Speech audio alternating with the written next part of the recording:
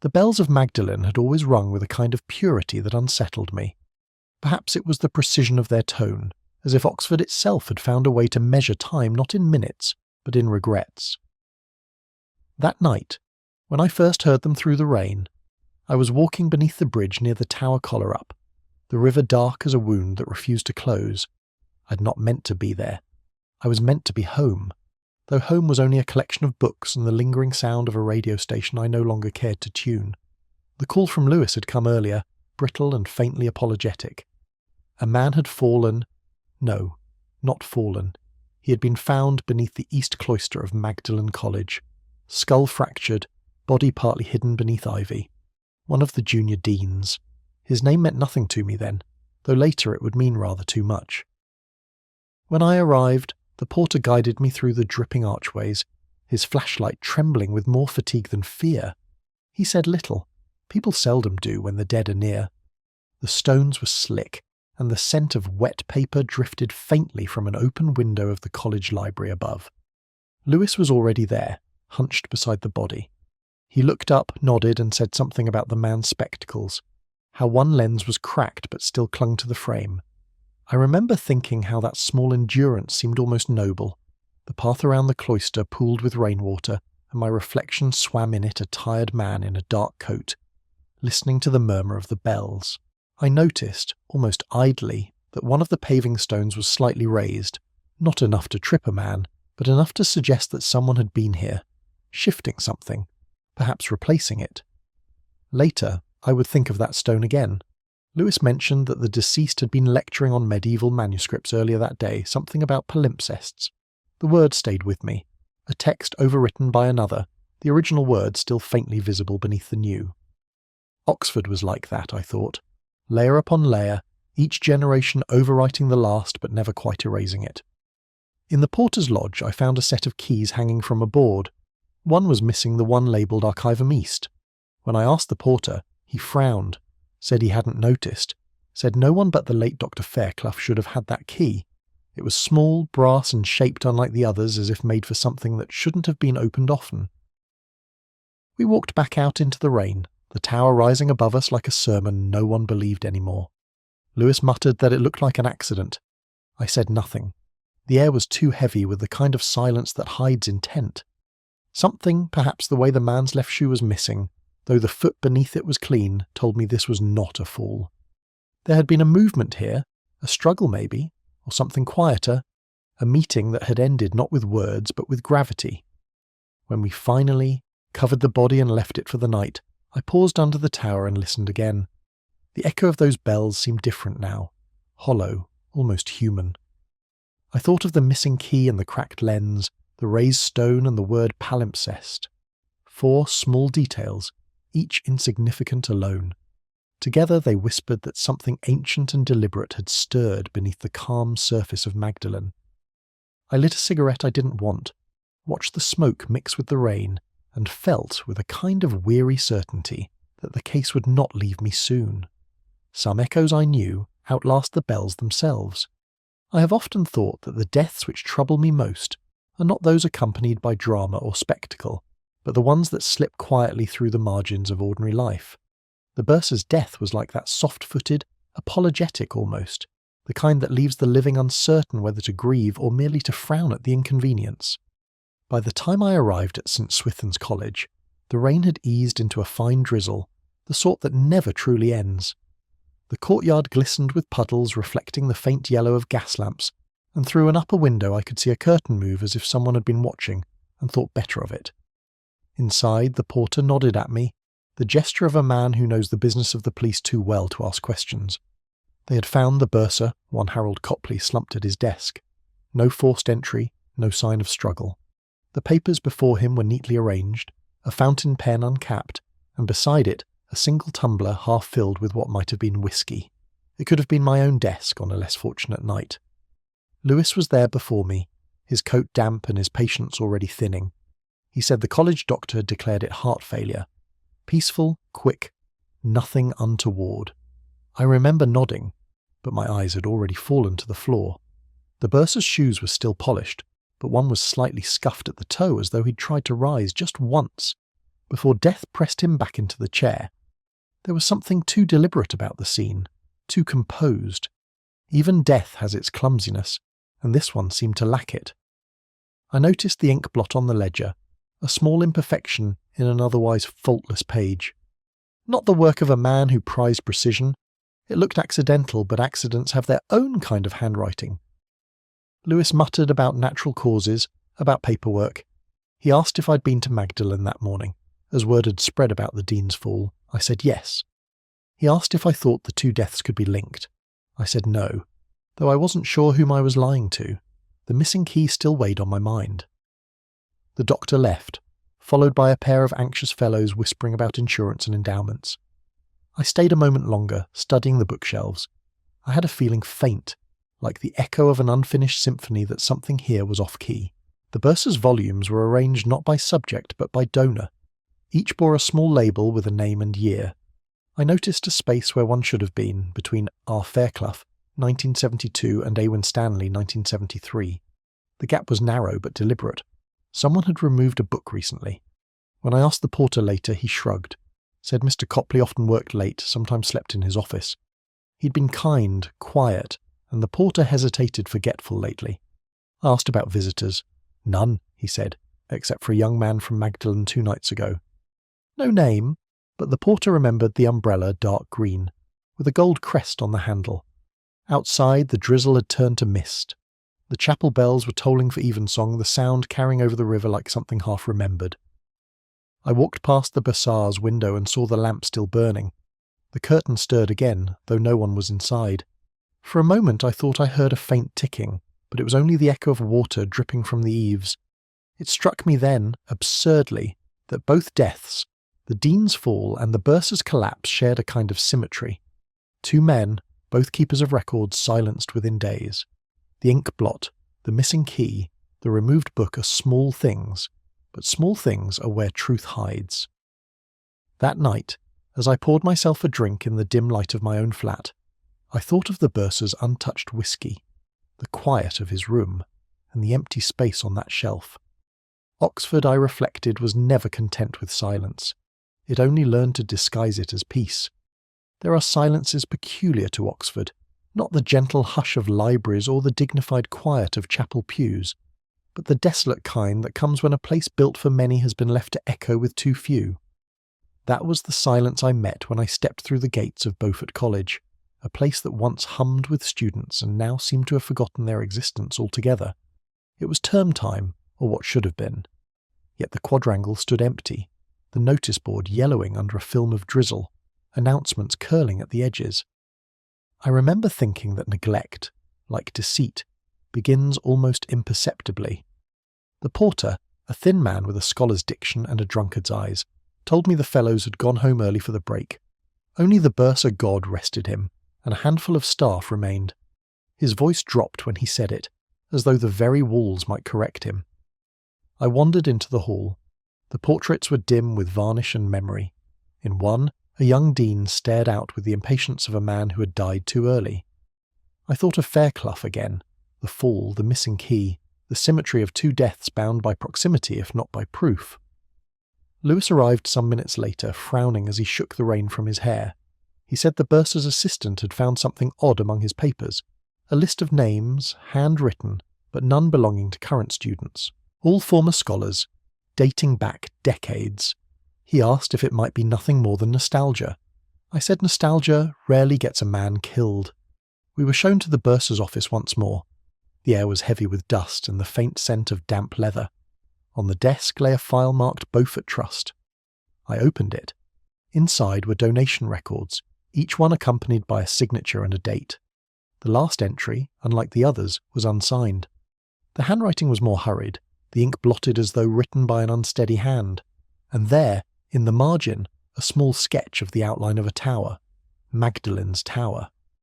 Lewis remarked that it might mean nothing. I didn't answer. Instead, I traced the line of that little drawing and recalled the raised paving stone beneath the tower. The thought came unbidden that perhaps the 2 men, the dean and the bursar, had been corresponding, and that whatever lay between them had outlasted both. We questioned the college secretary next, a precise woman, her spectacles perpetually at the end of her nose.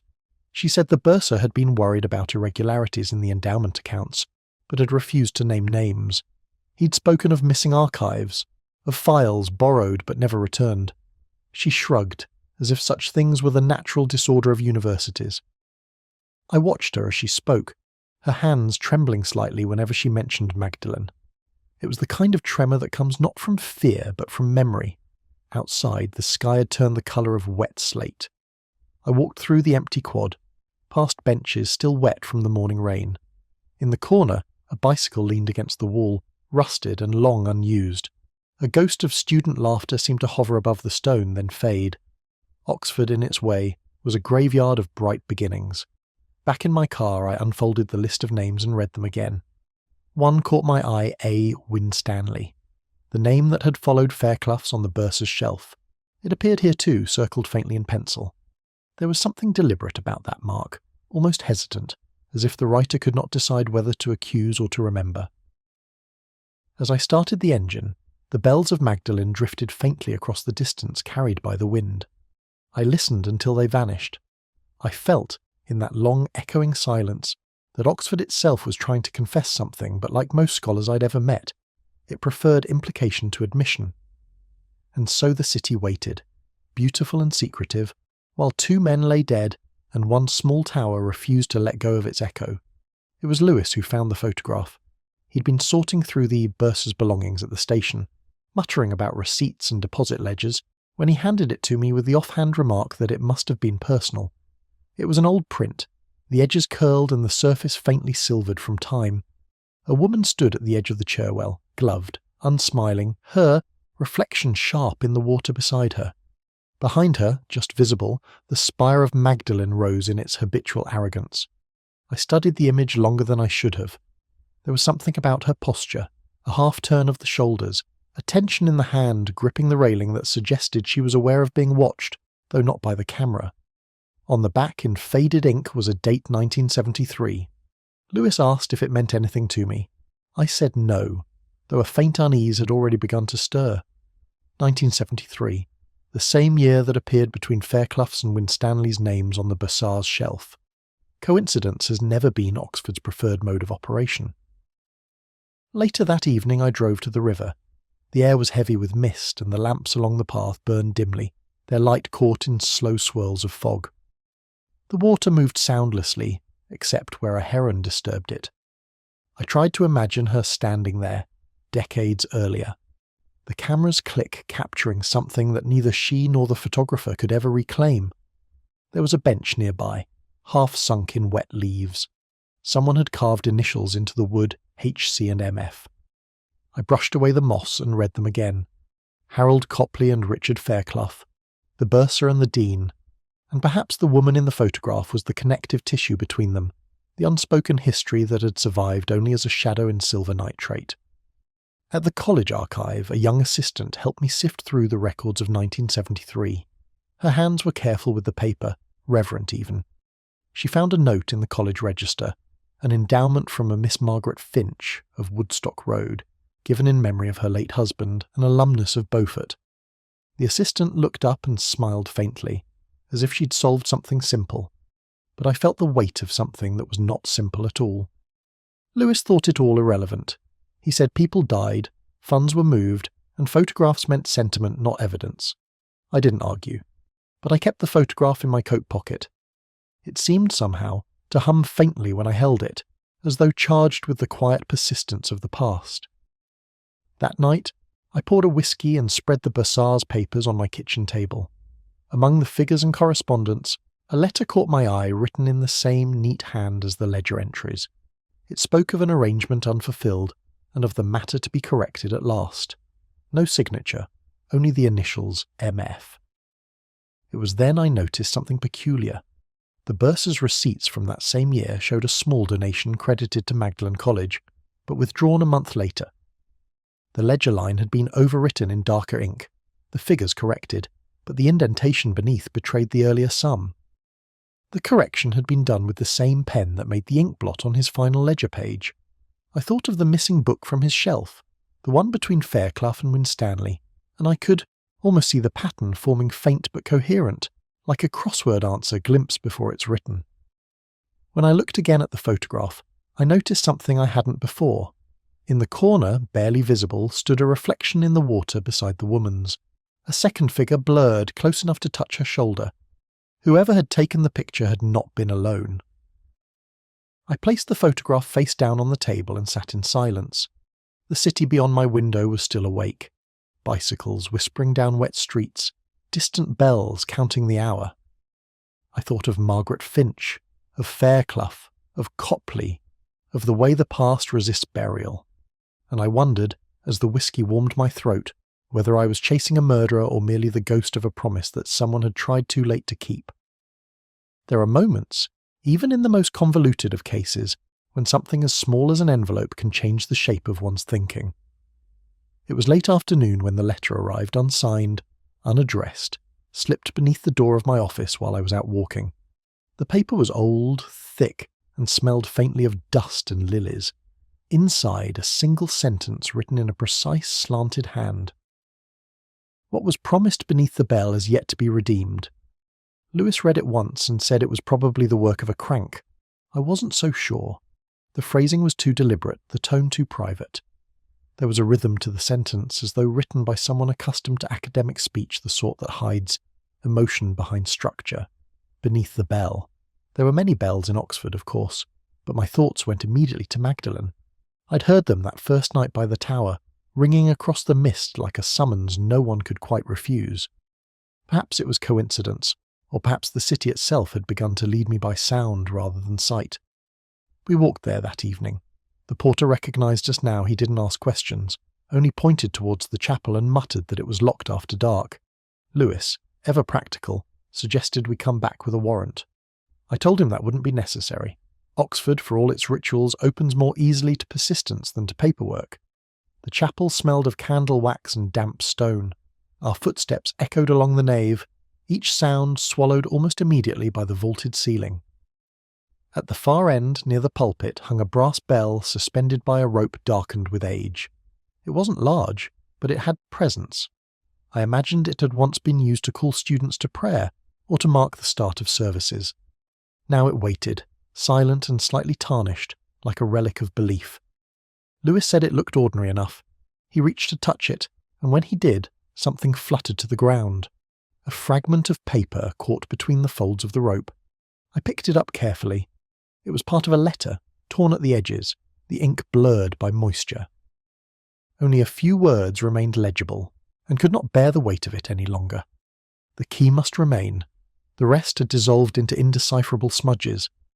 I thought of the missing key from the porter's board, the one marked Archivum East. The letter's phrasing suggested something hidden, a burden deferred rather than resolved. Beneath the bell. Beneath. I glanced down at the flagstones. One of them, near the base of the bell, was newer than the rest, its colour slightly lighter. Lewis fetched a chisel from the maintenance room. The stone lifted easily, revealing a small cavity no larger than a book. Inside lay a sealed envelope, brittle with time. I opened it with the care of a surgeon. The letter inside was signed by Margaret Finch, dated 1973. It was not a confession exactly, more of a lament. She spoke of a trust misused, of funds diverted, of two men who had promised to correct a wrong but never did. She wrote that she had given them the chance to act honourably, and that they had chosen silence instead. The final line read, "When the bell tolls again, let truth find its own voice." Lewis looked at me, uneasy. He asked if I thought she'd meant it literally. I said I doubted it, though even as I spoke the chapel clock began to strike the hour. The bell vibrated above us, and for a moment it sounded almost human, not a peal but a sigh. We left the letter where we found it. Some truths, I felt, prefer to rest where they were buried. Outside, the rain had begun again, steady and fine. I listened to the echo of the bell fading behind us, and realised it was not the sound of revelation but of reprieve. Oxford had whispered enough for one night. The rest, it seemed, would have to wait until morning. Music has a peculiar way of surviving its players. A melody, once heard, can return years later with no invitation, precise, undiminished, as though time had failed to touch it. That morning, while waiting in the rain outside Beaufort's chapel, I heard a faint organ line drifting through the stone. It was a piece I knew well from Bird's Miserere, a lament for voices that no longer answer. Someone was practicing, though the college, by all accounts, had no choir left to speak of. Lewis arrived, late as ever, his umbrella fighting the wind. He remarked that it was strange music for a college with 2 dead men and a nervous bursar. I said it was the only kind that ever suited Oxford. He looked at me, half amused, half weary, and produced a new discovery, a folder from the bursar's office, its contents marked Auditorium Fund, 1973. Inside, a letter from Margaret Finch again, thanking Fairclough and Copley for their commitment to restore the choir loft in her husband's memory. Yet no such restoration had ever taken place. The choir loft was dust, its railing rotted, its bellows long collapsed. I could see it now through the open chapel doors, the emptiness above, like a throat that had forgotten how to sing. Lewis wondered aloud if the money had simply vanished. I said it had not vanished. It had been translated. He frowned and asked what I meant. I pointed to the note at the bottom of the bursar's ledger. Transfer approved. MF. The handwriting was his own, but the initials were hers. An old trick signing an instruction as though it came from someone else. He must have known she'd discover it eventually. We went inside. The air was thick with damp incense and the metallic tang of cold brass. I ran my hand along the pews, tracing initials carved decades earlier, small vandalisms that had outlived their owners. From somewhere above came the low sigh of the organ pipes as the unseen player adjusted stops.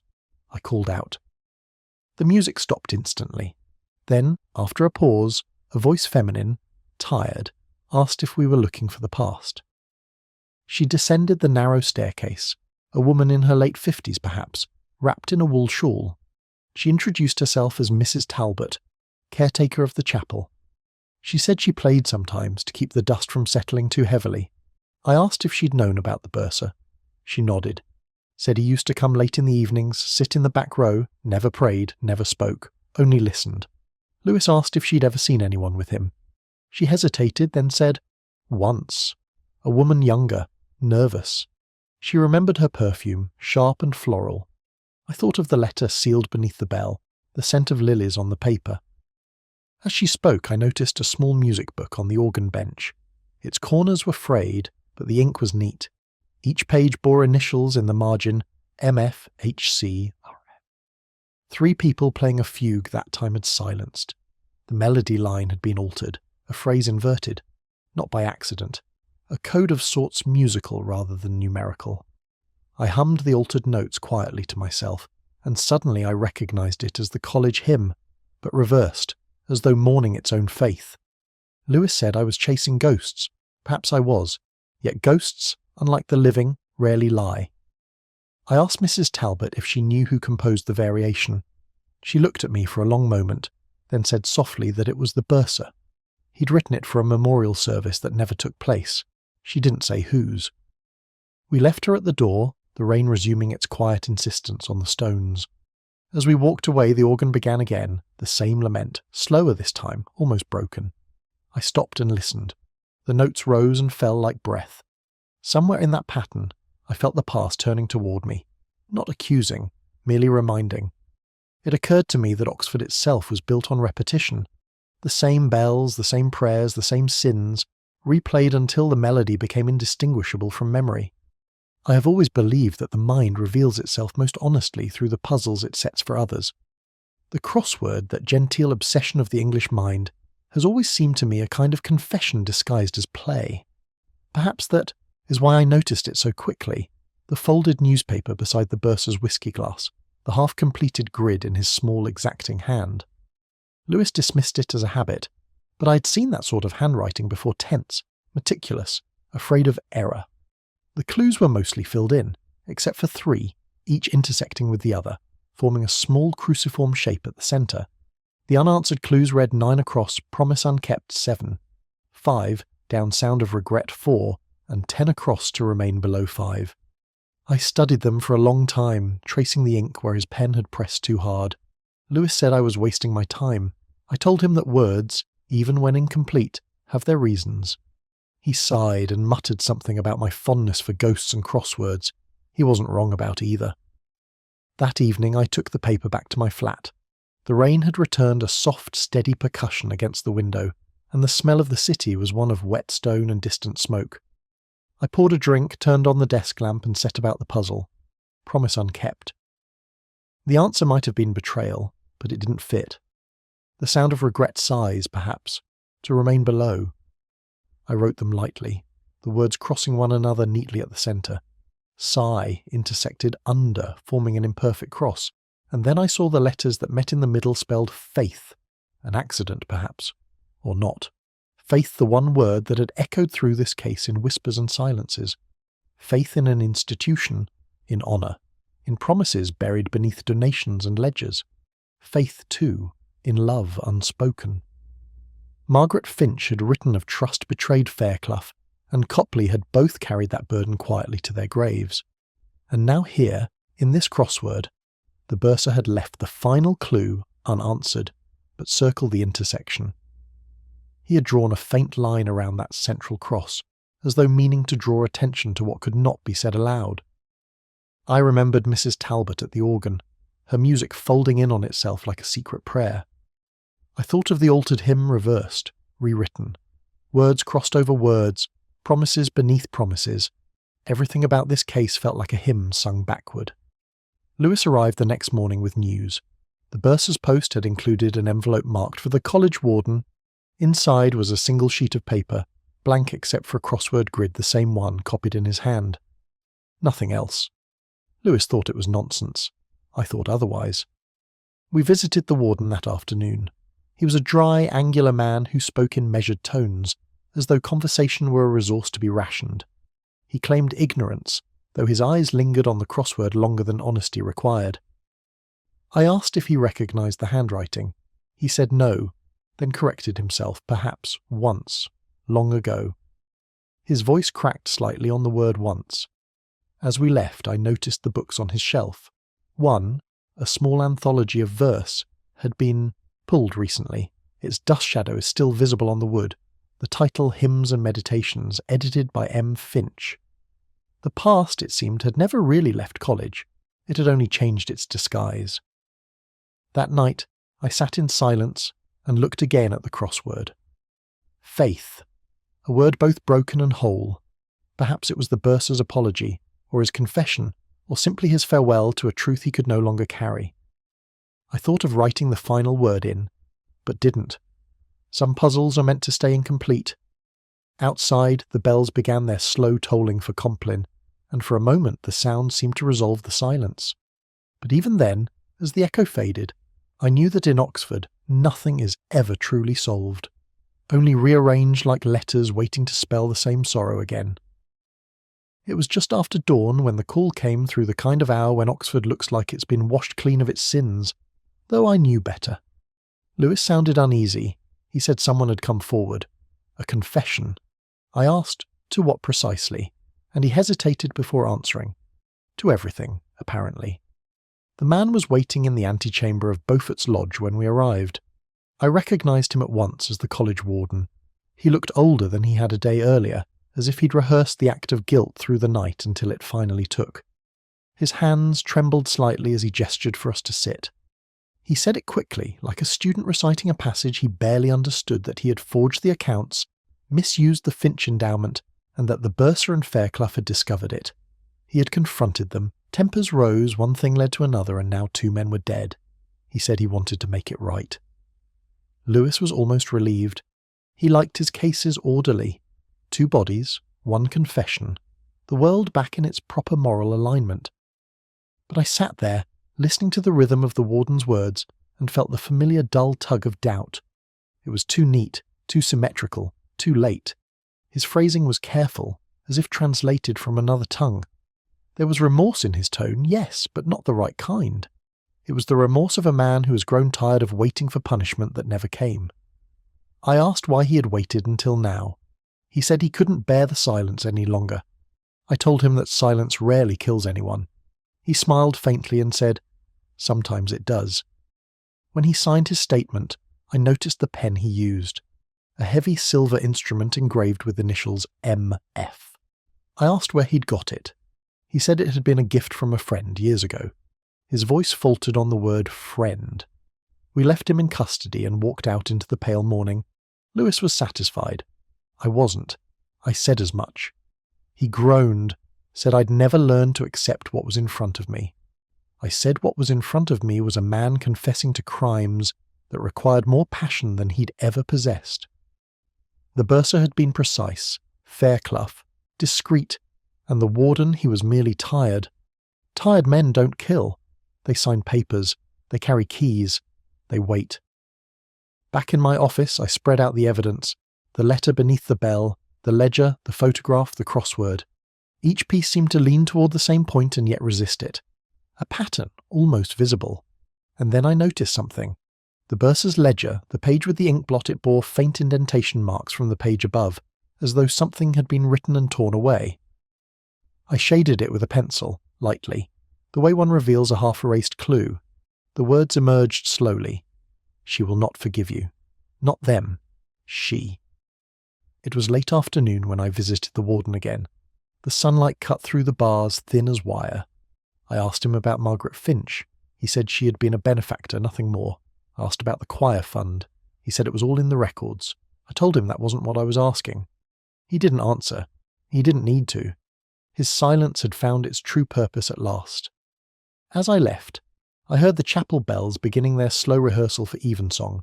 Their sound filled the air like a verdict too ancient to contest. Lewis caught up with me outside, asked if I believed the warden. I told him I believed he was telling the truth, just not about what mattered. That night, as the bells carried through the city, I thought of the word confession. It had always struck me as a kind of performance, the last refuge of liars who've run out of words. What the warden wanted wasn't absolution. It was silence, carefully framed as guilt, and I, fool that I am, almost envied him. For in Oxford, confession is never about truth. It's about who gets to stop speaking first. There are things a man can forget and things he can only pretend to. The difference, I've learned, lies not in memory, but in guilt. The bursar's ledger had become, by now, a kind of ghost itself passed from one trembling hand to another, full of figures that seemed to whisper rather than record. I had read it too many times, until the numbers themselves began to rearrange in my mind like a puzzle I'd solved once and misplaced the answer to. It was Lewis who noticed the gap. He said it offhandedly, flipping through the pages while eating a sandwich too close to the evidence. One line, he said, had been erased, not crossed out, not torn away, but erased. A faint line of pencil beneath the ink, where the entry for the Finch endowment should have continued. The bursar had been meticulous. He didn't erase. He corrected in perfect script. I took the book from him and tilted it toward the light. Under the ink's sheen, I could just make out the indentations of words long gone. I traced them with my fingertip. The handwriting was smaller, tighter. A note, not a record. Balance carried forward to trust, it read. Trust. The same word that haunted every corner of this case. Trust in friendship.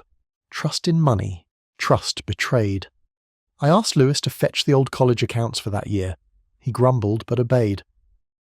While I waited, I wandered the corridor outside the warden's office. The smell of polish and damp wool hung in the air. Through the open window I heard the choir rehearsing across the quad. They were singing something medieval, minor key, the kind of harmony that sounds like an apology. Oxford has a genius for regret. When Lewis returned, he laid a thin file before me. Most of it was dull arithmetic, but one receipt caught my eye. A transfer of funds from the Beaufort Trust to an unnamed private account, the sum small, almost trivial, and the date, 1973, the same year, the same hand. The name of the bank had been neatly clipped away, as though someone had taken a pair of scissors to history. I went back to see the warden that evening. He looked pale, his earlier certainty frayed. He said he'd spoken with the solicitor, and that he intended to plead guilty to the misuse of funds. I told him I didn't believe him. He asked why not. Because, I said, guilt rarely announces itself in advance. It seeps, like damp, into everything around it. He said I didn't understand. I said I understood perfectly he was protecting someone. His gaze flickered, not in denial, but in exhaustion. Before I left, I asked one last question. "The bursar's handwriting," I said. "Had it always been so precise?" He nodded. Then I asked if the bursar had ever been written in pencil. The pause told me enough. Later that night in my flat, I opened the ledger again. The missing line glimmered faintly under lamplight. Balance carried forward to trust. It could have meant the financial trust, but the phrasing that infinitive to trust suggested something else. An instruction, not a record. I thought of Margaret Finch, of her letters about betrayal and silence, of the unplayed music she had dedicated to a husband who never returned. The bursar's trust was not an account. It was a person. Lewis would call it speculation, but I have always believed that truth, like a melody, can be heard before it is written down. Somewhere between the erased line and the choir's lament, I began to understand that the deaths were not about money. They were about memory, what was owed, what was concealed, what was forgiven too late. The ledger lay open before me, its neat columns trembling under my breath. I closed it gently, as one might close the eyelids of the dead. Some books are not meant to balance. Outside, the bells began again, calling the city to its evening absolution. I listened, and for the first time I realized the pattern of their tolls. Every 9th chime fell just slightly out of rhythm, a heartbeat misplaced. Like an erased line in a perfect ledger, the sound of something missing still keeping time.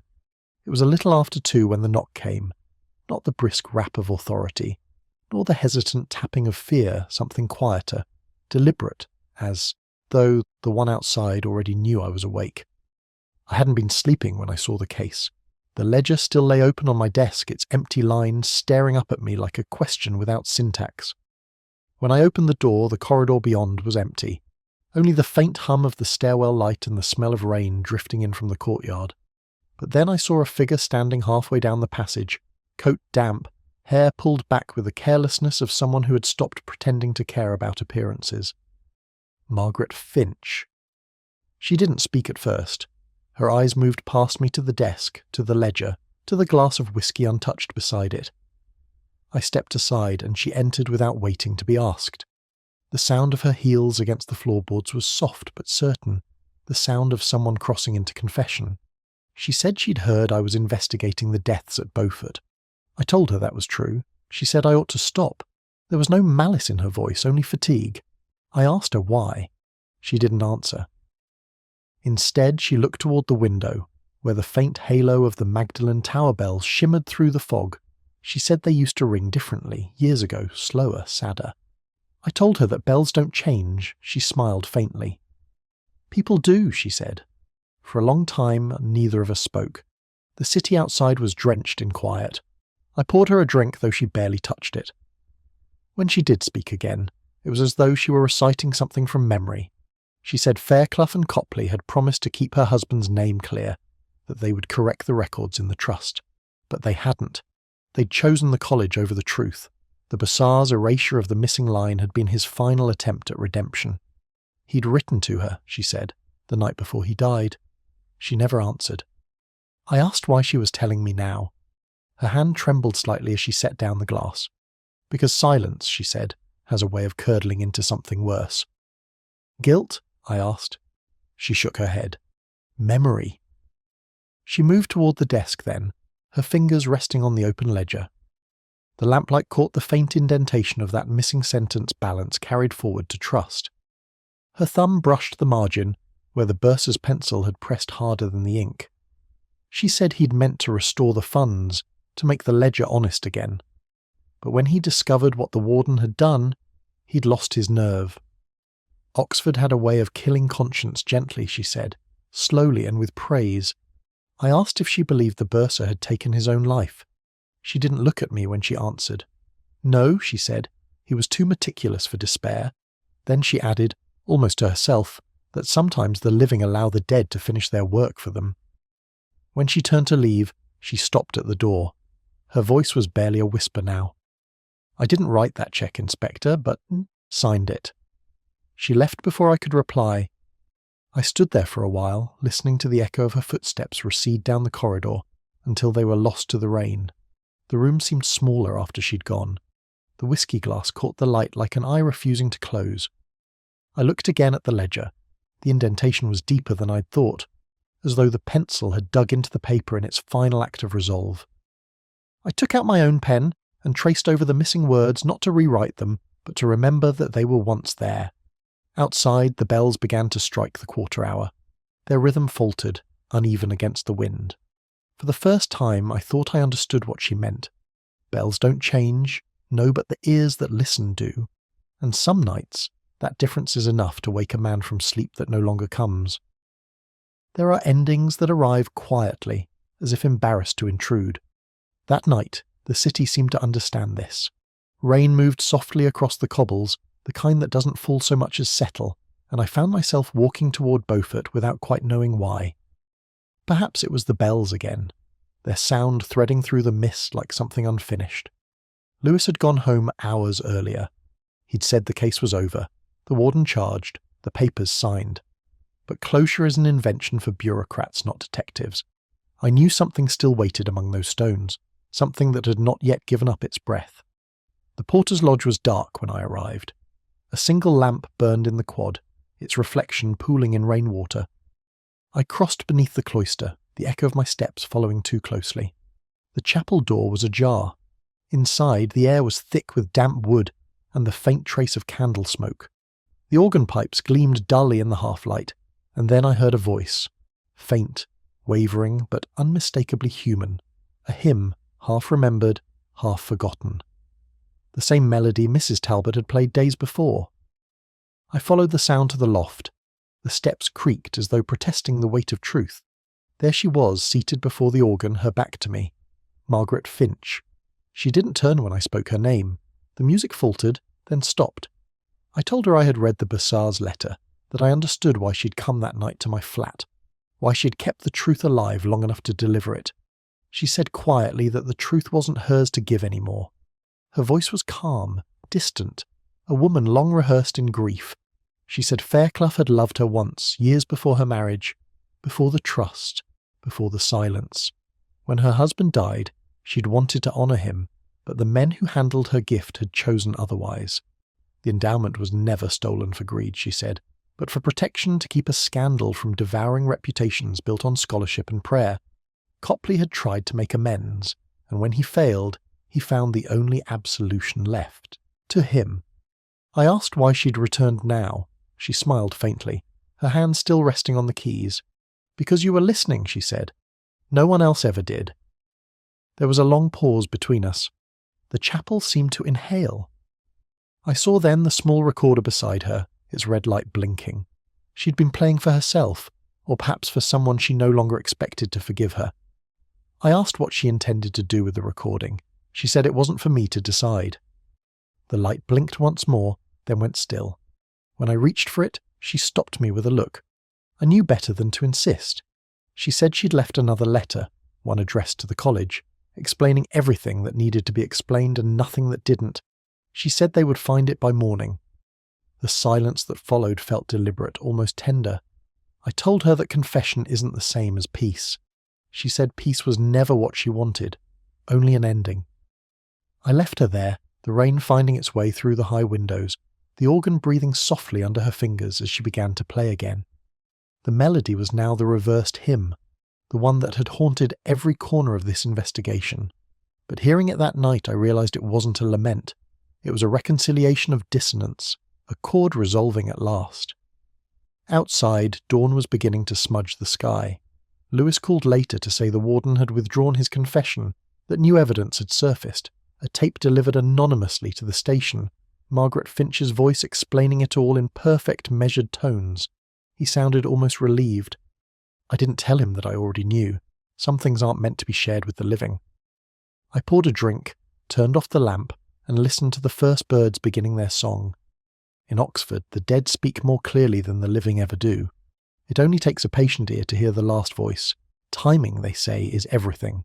In life, in death, in the quiet hesitations between. I've often thought that the difference between tragedy and mere misfortune is a matter of minutes, one turn of a clock hand too soon or too late. That morning I was late, by 1 minute, perhaps less.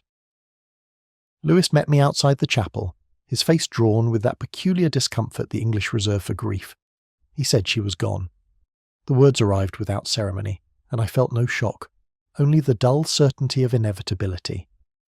Margaret Finch had been found in her rooms at the Randolph, sitting by the window, the curtains open to the rain. The recording device was on the table beside her. The tape had reached its end. We drove there in silence. Oxford looked different that morning, washed pale, the colleges gleaming faintly through the mist, as though mourning something too familiar to name. The manager led us upstairs, his key trembling slightly in the lock. The room was orderly, unnaturally so. Her suitcase stood half-packed, her coat folded, neatly across the chair. There was no sign of struggle, no farewell note, nothing to guide the narrative. The doctor said heart failure, as if the heart were a reliable witness. But I knew better. Hearts keep secrets long after words give up. Lewis asked if I wanted to hear the tape. I told him to play it. The voice that filled the room was softer than I remembered, though still precise, deliberate the diction of someone accustomed to being believed. She spoke of promises broken, of gifts misplaced, of the quiet treachery of good men. She spoke of the bursar of Fairclough, of the warden's cowardice but without venom. It sounded less like an accusation and more like a requiem. Then, near the end, she said something that has never left me. To balance an account, one must first decide which debts are worth forgiving. The tape clicked off there, abruptly, as though the rest had been spoken in silence. Lewis turned it over in his hands and asked what she meant. I said I didn't know, but I did. On the table, beside the tape, lay a small envelope addressed to the college bursar's office. Inside, a cheque dated 20 years earlier, the missing sum from the endowment written in her hand, never cashed. The account, it seemed, had been balanced long ago. The men she'd come to expose had only been paying interest on guilt. I looked out the window. The spire of Magdalen rose beyond the rooftops, the bells tolling faintly in the rain. I thought of that first night, of the body beneath the ivy, of the key, the ledger, the erased line. The pattern had been there all along, a sequence of small, unfinished gestures, each one echoing the last. Lewis said we should close the file. The papers would tidy themselves. The college would bury its scandal beneath ceremony and Latin. I nodded, but inside something resisted the conclusion. Before leaving, I took one last look around the room. On the dresser, half hidden beneath her gloves, I saw a small pocket watch. It stopped at 8:59. The doctor's report placed her time of death at 9 precisely. A minute late, or a minute early. I wondered if she had wound it deliberately, or if it had stopped of its own accord as though refusing to keep time with the living any longer. That evening I walked by the river. The air smelled of rain and wood smoke, and the water carried the faint reflection of the tower's lights.